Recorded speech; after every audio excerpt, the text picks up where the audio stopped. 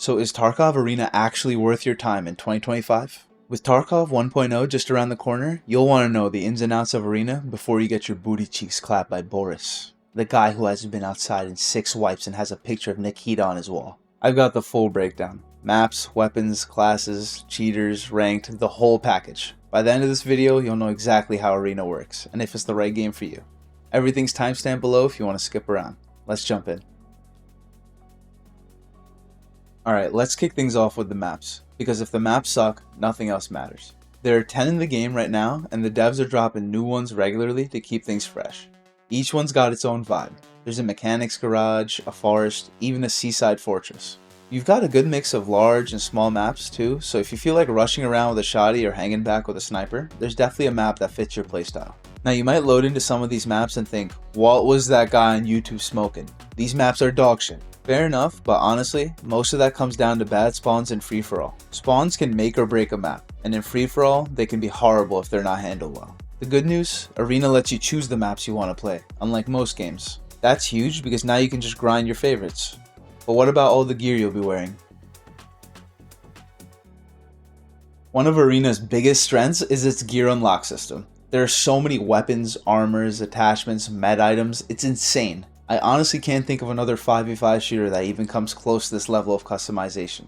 You level up and earn money by playing matches and completing challenges, then use that to unlock better gear in the armory. Higher levels give you access to stronger equipment, so you're always working towards something, from longer range scopes to tougher helmets. On top of that, the devs recently added a free battle pass that actually gives you cosmetics and rewards you can use in regular Tarkov too. That means every match of Arena not only progresses your main Tarkov account's level, but also potentially unlocks loot and gear for you as well, which makes it way more rewarding long term. So if you're the type that loves grinding challenges and progressing your character, Arena's got you covered. Of course, all that gear wouldn't matter if the guns didn't feel good, so let's talk about the weapons. Every gun feels unique, and the devs clearly put a ton of work into their audio and handling. For example, the AK-12 doesn't just sound different from the M4, it feels different, even though they're in the same class. The recoil varies from gun to gun, so it actually requires skill, unlike a lot of the other competitors in the genre. On top of that, they added weapon tasks that unlock cosmetics for completing challenges, giving you even more reasons to try out new stuff. Arena has 4 classes, each with their own strengths and weaknesses. Enforcer, they're super tanky, got the best armor, shotguns, LMGs, but they're stuck with weaker ammo types. Scout has bad armor, but can use the best ammo and meds. It creates a system where lots of the broken builds can't be used. People still find a way, and the devs do make adjustments, but it's still something to be aware of. Alright, so you've learned the basics of weapons and the class system, now what about game modes? Arena has 4 modes: Teamfight, Last Hero, Checkpoint, and Blast Gang. Let me run you through each. Teamfight is a round-based TDM. First to 5 rounds wins. Great for beginners since you've got teammates to back you up. Now this mode, Last Hero, this one might break you. It's basically the free-for-all mode for Arena. Every man for himself and super sweaty. Now I'm not gonna lie, it can be some of the most fun you'll have in the game, but it can also cause the most amount of grief. Let's just start with the spawns. Half the time they're great, but the other half you're pulling your hair out, especially on the smaller maps. But if you want to improve your aim and movement, this mode throws you into constant fights, so rather than waiting around for rounds to be over, you get right back in the action. Alright, next up we got Checkpoint. Very similar to Domination in Call of Duty. 3 objectives, lots of chaos, and yes, it's very easy to get spawn trapped and the matches can be huge landslides. So make sure you're ready to get your b-hole rearranged when you boot this up. Either this mode or Last Hero would have to be my favorite. Now we got the mode Blast Gang. Arena's take on search and destroy. One team plants, the other defends. There isn't a mini-map, so you have to rely on communicating with teammates. This mode can definitely be fun with a coordinated squad.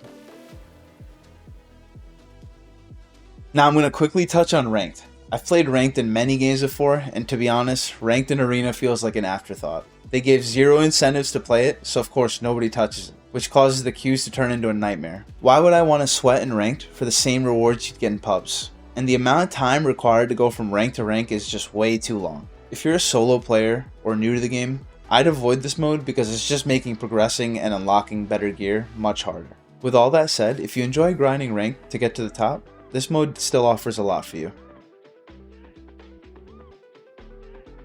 feel like I need to make this section because nowadays games are being overrun with cheaters, so it's good to know how worried you should be about them in whatever game you're interested in. There are definitely cheaters in Arena. Some of them will bend over an entire lobby. Nothing worse than Zhao Yiping rage hacking his way over to you and choking you out while staring into your soul. But honestly, how bad it gets really depends on when you play. On East Coast NA servers, I've noticed it's less of an issue during peak hours, when more legit players are online. Just something to keep in mind. So yeah, cheaters exist, but for most players, they won't ruin every match. Overall, Tarkov Arena has had some great updates, and offers a fresh take on the first-person shooter genre. The customizability is unmatched, the maps are strong, and the gunplay feels fun. With cheaters becoming an ever-growing concern in 2025, it's really the main downside to Arena. All that said, the devs have shown no signs of slowing down development, so the future's bright. So is Tarkov Arena worth your time in 2025? Well, if you love fast-paced first-person shooters with insane gear customization and engaging progression systems, yeah, definitely check it out. That's my honest take on Tarkov Arena. A game with flaws, but a ton of potential. If this breakdown helped, drop a like, hit the sub button. Pull up to the stream, we test FPS games daily, and I'll help you find your next shooter.